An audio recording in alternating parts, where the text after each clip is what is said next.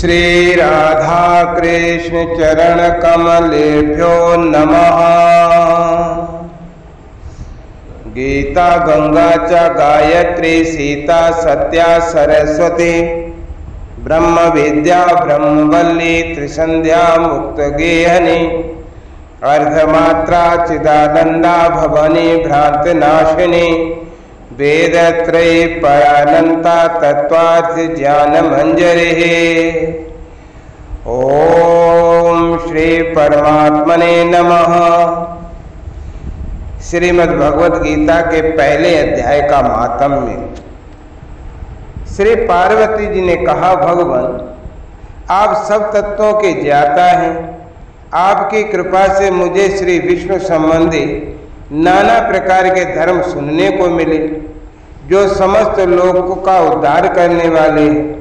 हे देवेश, अब मैं गीता का महात्म्य सुनना चाहती हूँ जिसका श्रवण करने से श्री हरि में भक्ति बढ़ती है।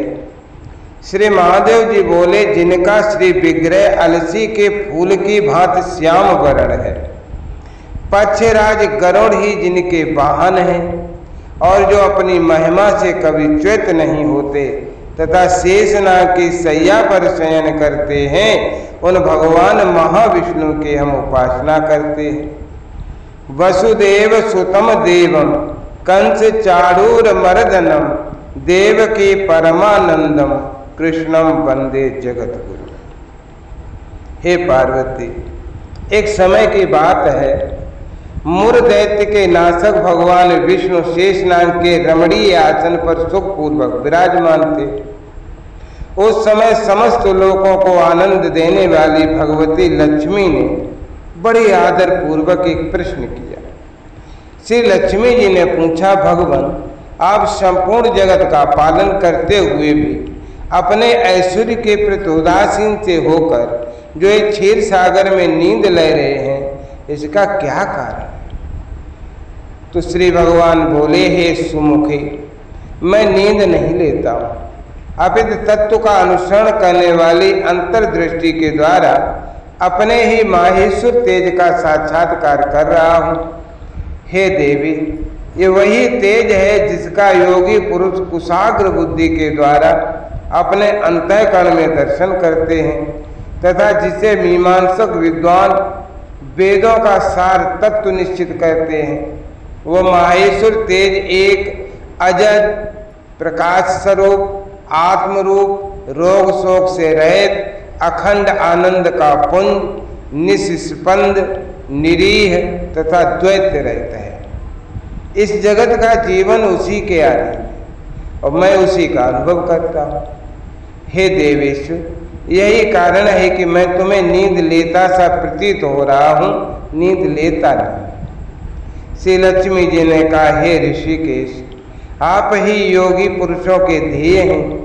आपके अतिरिक्त भी कोई ध्यान करने योग्य तत्व है, ये जानकर मुझे बड़ा कौतूहल हो रहा है। इस चराचर जगत की सृष्टि और संहार करने वाले स्वयं आप ही हैं। आप तो सर्व समर्थ हैं। इस प्रकार की स्थिति में होकर भी यदि आप उस परम तत्व से भिन्न हैं तो मुझे उसका बोध कराइए। श्री भगवान बोले, प्रिय, आत्मा का स्वरूप द्वैत और अद्वैत से पृथक है, भाव और अभाव से मुक्त है, आदि और अंत से रहित है, शुद्ध ज्ञान के प्रकाश से उपलब्ध होने वाला है तथा परमानंद स्वरूप होने के कारण एकमात्र सुंदर है। वही सत्य है, वही शिव है, वही सुंदर है, वही मेरा ईश्वरीय रूप है। आत्मा का एकत्व ही सबके द्वारा जानने योग्य है।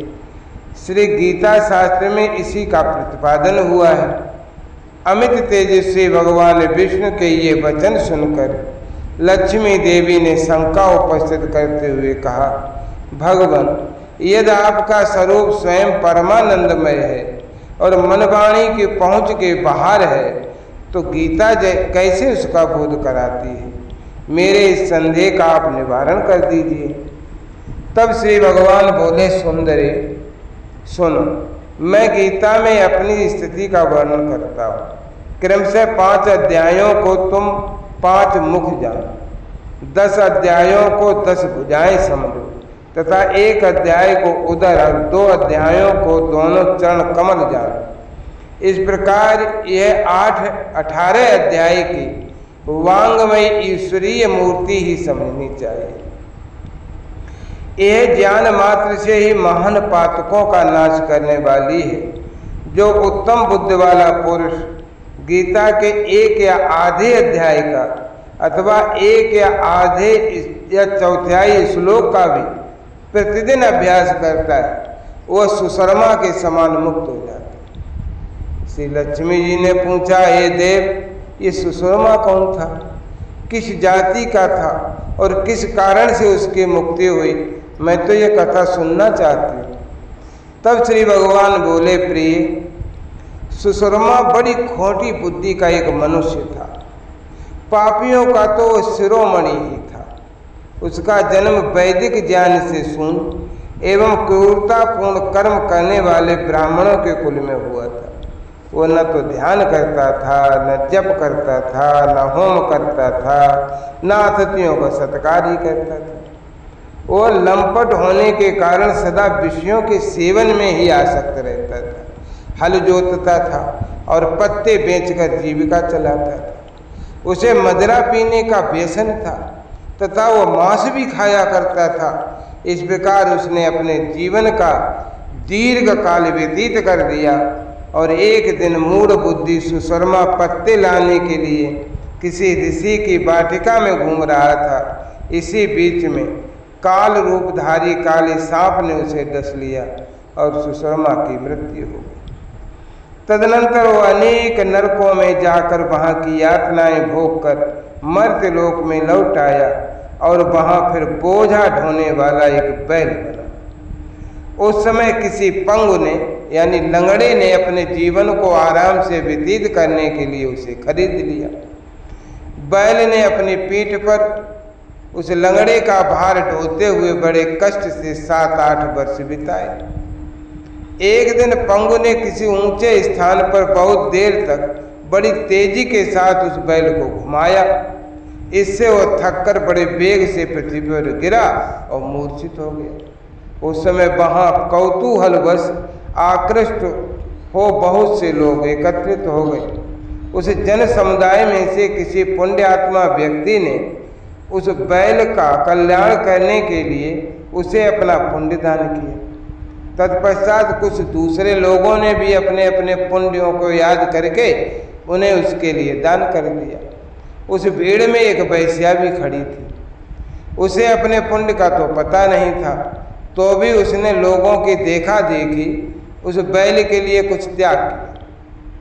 तदनंतर यमराज के दूत आए और उस मरे हुए प्राणी को पहले यमपुरी में ले गए। वहाँ ये विचार कर कि ये वैश्या के दिए हुए पुण्य से पुण्यवान हो गया, उसे छोड़ दिया गया। फिर आया वो भूलोक में और आकर एक उत्तम कुल और शील वाले ब्राह्मण के घर में जन्म लिया। उस समय भी उसे अपने पूर्व जन्म की बातों का स्मरण बना रहा।